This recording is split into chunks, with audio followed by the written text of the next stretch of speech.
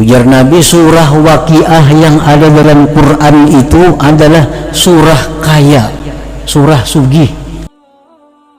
Bismillahirrahmanirrahim. Assalamualaikum warahmatullahi wabarakatuh. Alhamdulillahi rabbil alamin. Allahumma salli ala Sayyidina Muhammad wa ala ali Sayyidina Muhammad.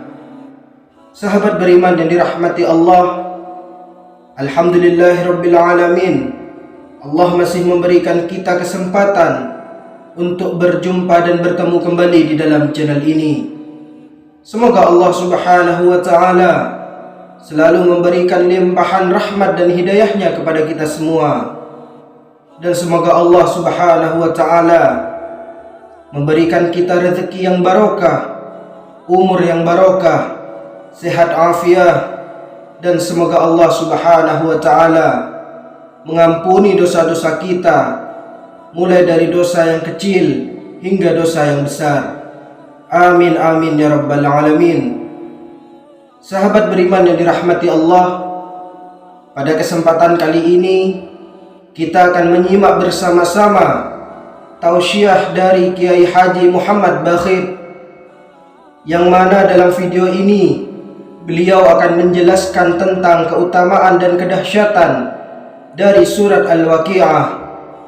Jadi mari para sahabat, kita simak bersama-sama tausiah dari beliau. Semoga bermanfaat.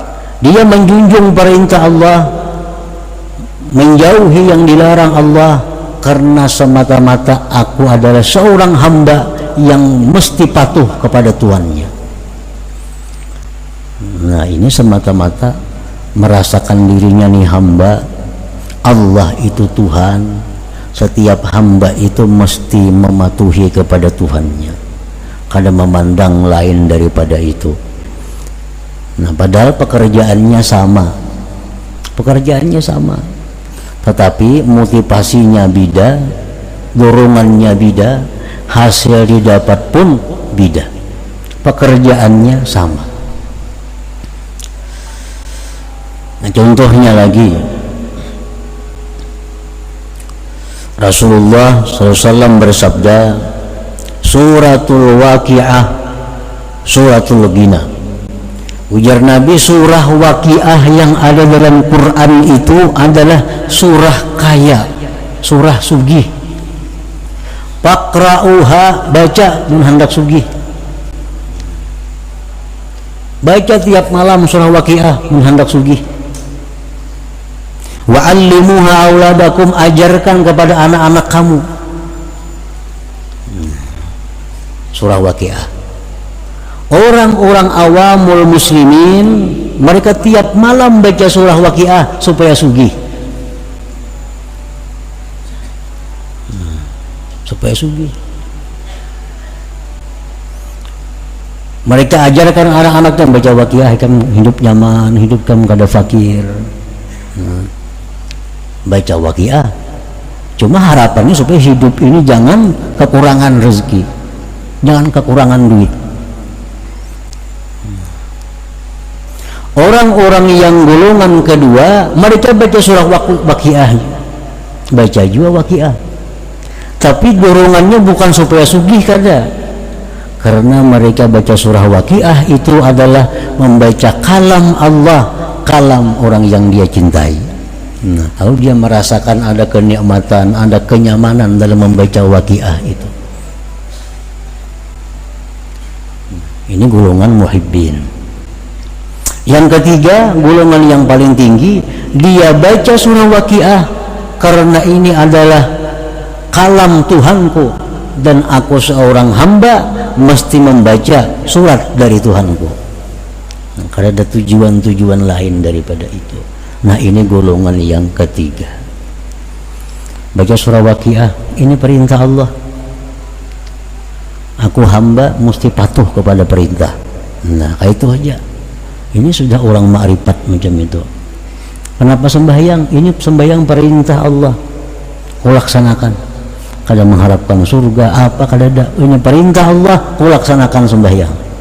Nah, kalau macam itu perilaku kita, motivasi kita beribadah berarti kita memakai motivasi orang yang ma'rifat dengan Allah Subhanahu wa ta'ala. Fastahi ayyuhal insan an tatluba ajran ala ibadatik. Malulah engkau wahai manusia bahwa engkau meminta upah atas ibadah itu. Mestinya kita malu. Nah, kita minta ganjaran atas ibadah itu. Mestinya malu. Warfa' himmataka 'anil huzuz subbat lakal huzuz. Tinggikan keinginan engkau dari kepentingan-kepentingan surga, neraka dan lain-lainnya.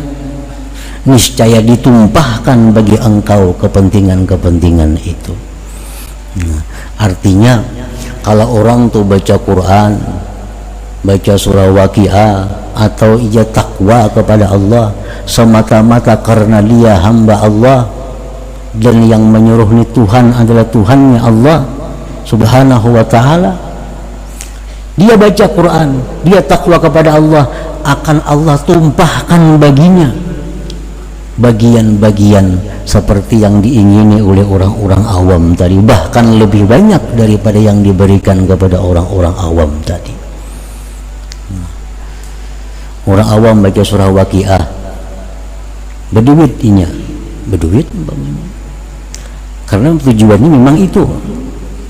Nah, orang ini kada tujuan apa-apa, dia baca Waqiah juga, tapi Allah berikan rezeki yang melimpah ruah kepada orang ini. Beda dengan rezeki yang diberikan Allah kepada orang yang awam tadi, lebih banyak, bahkan sampai kepada anak cucu cicit intahnya. Diberikan Allah rezekinya, diberikan Allah keluasan nikmatnya berkat keikhlasan yang murni dari nenek moyangnya yang dahulu itu.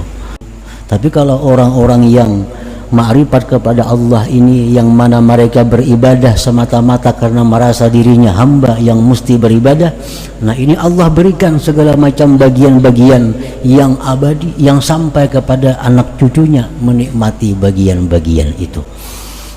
Nah, warfa' himmataka 'anil huzuz subbat lakal huzuz.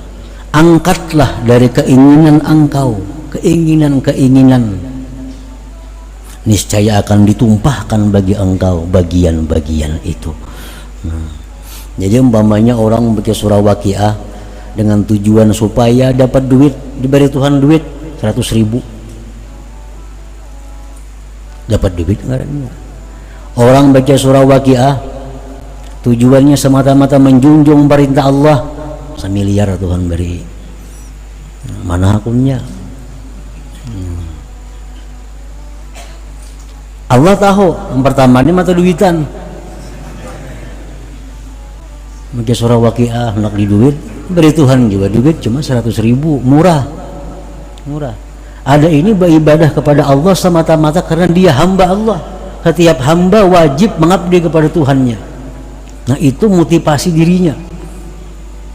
Nah, ini akan diberikan Allah harta, segala macam kenikmatan yang sampai anak cucu buyut intahnya akan mendapatkan bagian daripada itu.